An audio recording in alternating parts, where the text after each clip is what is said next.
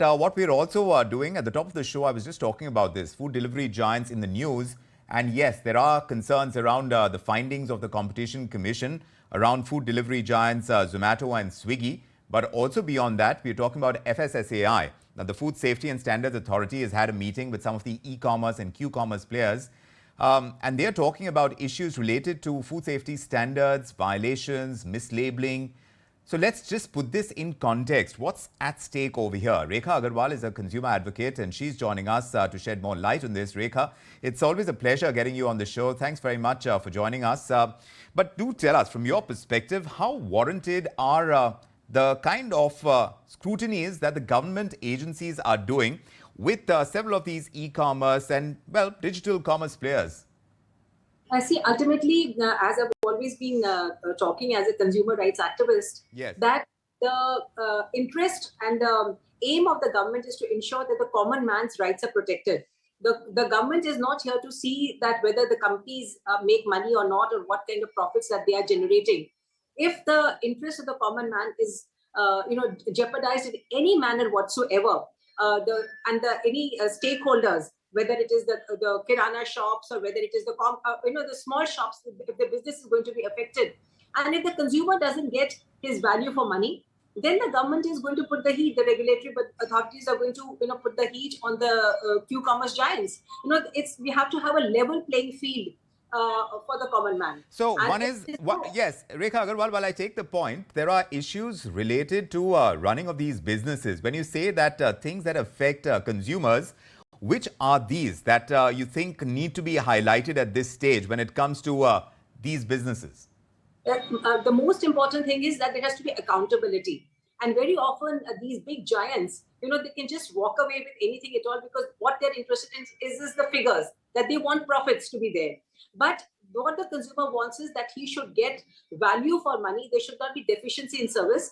And what is happening in this e-commerce business, that there is no accountability. If there was an accountability, probably the common man would not, it doesn't matter to him, that from where he gets his goods or services.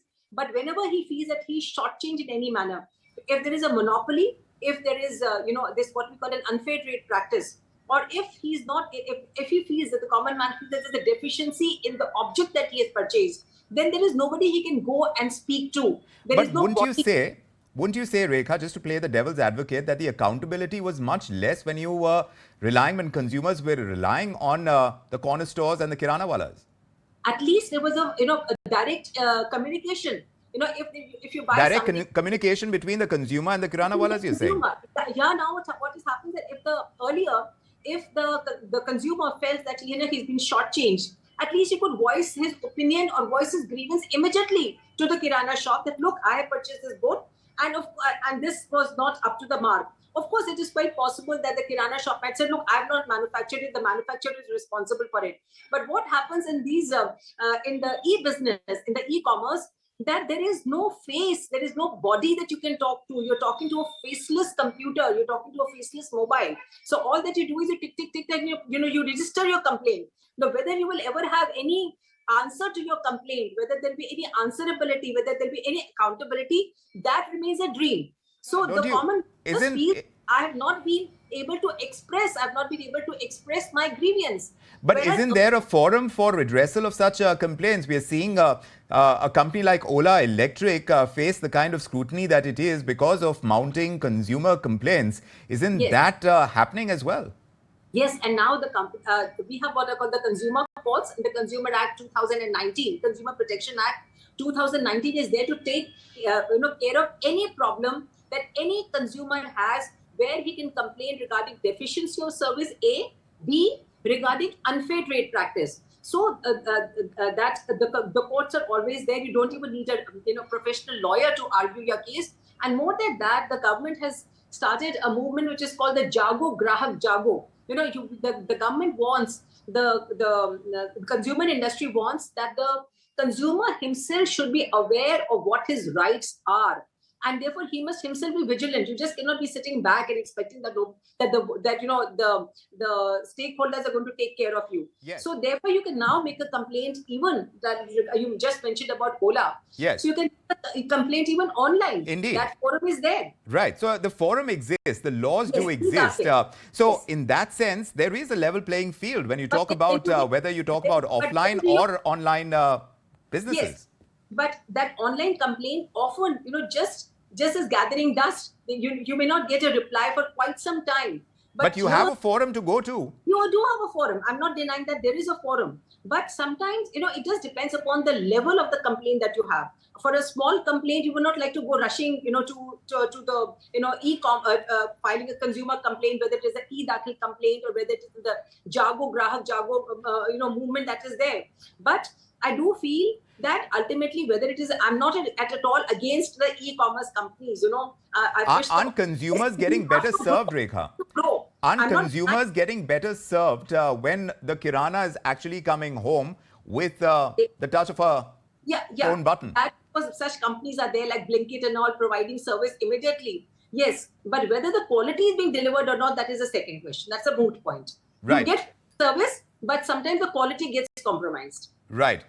You don't find that this increased scrutiny by the government is going to somehow deter these businesses from growing? Isn't that something likely to happen as well? Because I think that there should be checks and balances in every field of life. Whether you cannot be a god in you cannot be a god in yourself and say I'm an absolute perfect person. So I think the checks and balances, even whether it is the e-commerce or even whether it is the kirana, whether it is the local kirana shop. Do we have enough of that happening when it comes to regulating the offline businesses, which to a large extent are in the unorganized sector? Yes. Have we created systems for that? Yes, there is there. Even if an offline complaint is not answered in the manner that it should, by the local kirana shop, the consumer has got a right to make a complaint against that kirana shop to the consumer court and even make a online complaint. That forum remains. It is just that when you make a complaint directly, you can have a face-to-face one-off, and there may be a speedy redressal to your grievance. But where the big giants are concerned, they really couldn't care less. They are more bothered about their own image, and it's just like a cutthroat business.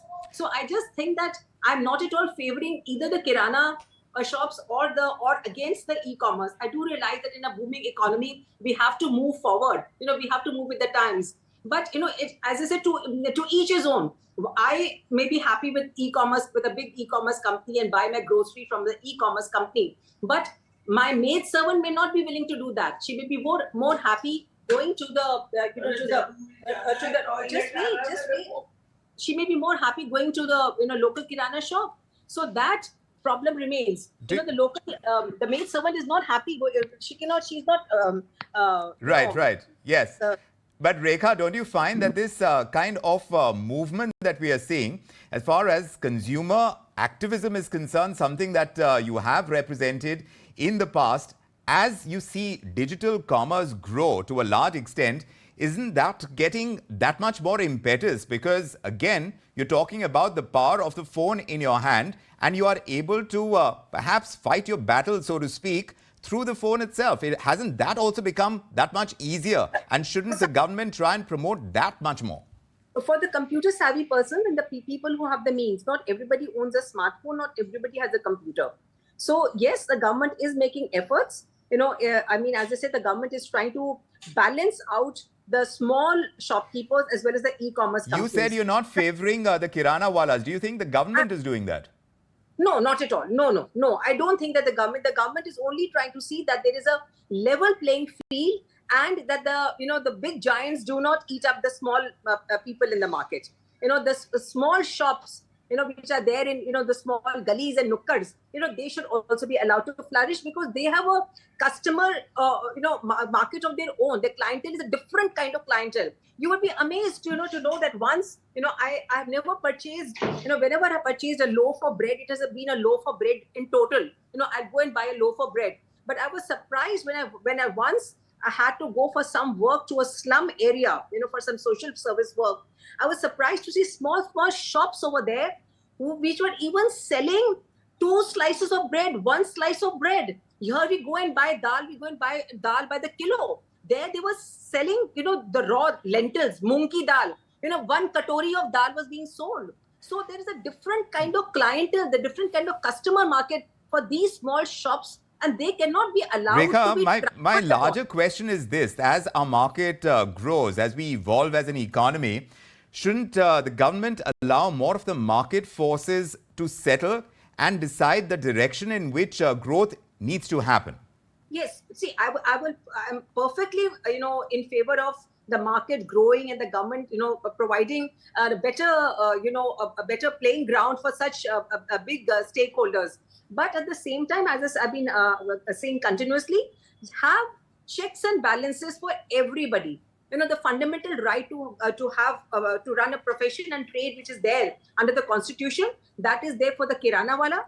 That is there for the customer, whether it is a customer who's residing in a posh colony or a customer who's residing in a slum. So the government should only ensure that in the, as they say that, any evil has to be nipped in the bud. So if the customer feels that he's being shortchanged, whether it is a small-time customer or whether it is a big customer, whether you're buying, a big car or whether you're buying a cycle, Right. you have the same rights. So what I would say is that balance has to be drawn. Don't favor either of the two. Don't favor the kirana, don't favor the big giants. Right. Fair points. Rekha Agarwal, it's always interesting getting a conversation with you, and we're glad you made the time to join us on India Tonight on what we started out as an important subject to tackle as we evolve as an economy and our businesses, both new and old, hope to thrive. Thanks very much for joining us on the show. Thank you. And with that, it's time for... If you like this video, then like, share and subscribe to ET Now.